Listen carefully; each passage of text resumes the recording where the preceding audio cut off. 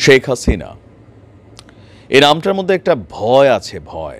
বিশেষ করে যারা আপনার কি বলা হয় যে শেখ হাসিনার সরকারকে পতন ঘটিয়েছে, আওয়ামী লীগ, যুবলীগ, ছাত্রলীগে অনুপ্রবেশ করে দীর্ঘদিন যাবৎ ওই দলগুলোর সাথে কানেক্টেড ছিল, নিজেদের পদ পদবি সেইখানে নিয়েছিল, অবস্থান তৈরি করেছিল। আবার দিন শেষে তারাই মেটিকুলাস প্ল্যানে আপনার কি বলা হয় যে আওয়ামী লীগ সরকারের পতন ঘটিয়েছে। তো ওই মানুষগুলিকে আসলে চায় যে শেখ হাসিনা দেশে আসুক, তার বিচার হোক, বা ডক্টর মোহাম্মদ ইউনূসের যে সরকার আছেন তারা কি আসলে চান যে শেখ হাসিনাকে দেশে এনে বিচার করা হবে? আসলে চায় না। আজকে আওয়ামী লীগের অফিসিয়াল ফেসবুক পেজ থেকে একটা চ্যালেঞ্জ দেওয়া হয়েছিল যে সরকার কিভাবে জনগণকে বোকা বানাচ্ছে। তা আমি ভাবছি যে না, এটা হয়তো আওয়ামী লীগ বলার জন্য বলছে, কিন্তু পরে দেখি যে ভাই ঘটনা তো সত্য। আমরা কেন মনে করব না যে সরকারে যারা এই মুহূর্তে দায়িত্বশীল আছেন আপনারা জনগণকে বোকা বানাচ্ছেন। গেল কয়েকদিন আগে থেকে আমরা জানি যে শেখ হাসিনার বিরুদ্ধে রেড অ্যালার্ট জারি করা হয়েছে, ইন্টারপোলের কাছে নোটিশ পাঠানো হয়েছে শেখ হাসিনাকে ধরে বাংলাদেশে নিয়ে আসার জন্য, আন্তর্জাতিক পুলিশের সহযোগিতা চাওয়া হয়েছে। কিন্তু আজকে আপনি দেখেন এই ঘটনাটা কতটুকু মানে আমাদের যিনি একজন প্রধান দায়িত্বশীল ব্যক্তি আছেন তিনিই কতটুকু উল্টাপাল্টা বক্তব্য দিয়েছেন।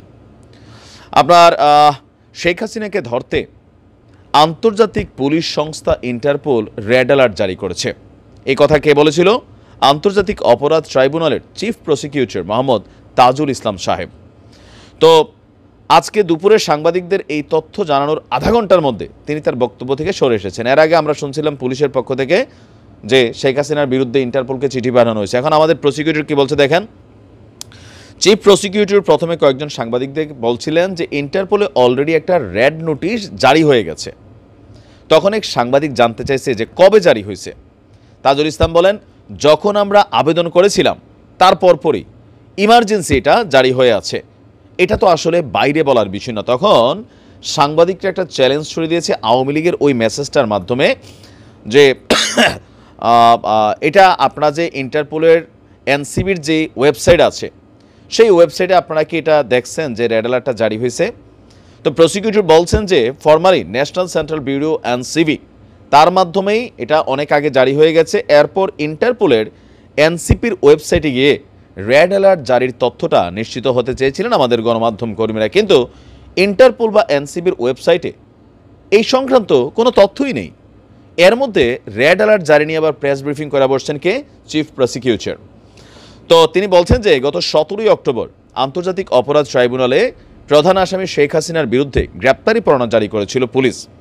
বাংলাদেশ পুলিশের একটি শাখা এনসিবি নামে তারা ইন্টারপোলের ব্যাপারে ইন্টারপোলের রেড নোটিশ জারি করা বা ইন্টারপোল রিলেটেড যত অ্যাক্টিভিটিজ আছে বাংলাদেশের পুলিশের পক্ষ থেকে সেইটা মনিটর করেন, দেখভাল করেন এবং সেই ব্যাপারে তারা দায়িত্ব পালন করেন। গত 13ই নভেম্বর আন্তর্জাতিক অপরাধ ট্রাইব্যুনালের চিফ প্রসিকিউটর অফিস থেকে আমরা ফরমালি ইন্টারপোলের রেড নোটিশ জারি করার জন্য এনসিবির যে স্বীকৃত ফর্ম আছে সেটা ফিল আপ করে একটা ফরওয়ার্ডিং লেটার সহ এনসিবিকে পাঠিয়েছি। বাকি ফর্মালিটিসটা করার দায়িত্ব হচ্ছে এনসিবির। সুতরাং ইন্টারপোলের রেড নোটিশটা ইন্টারপোল কর্তৃক জারি হয়েছে কিনা সেটা বলার দায়িত্ব হচ্ছে এনসিবির।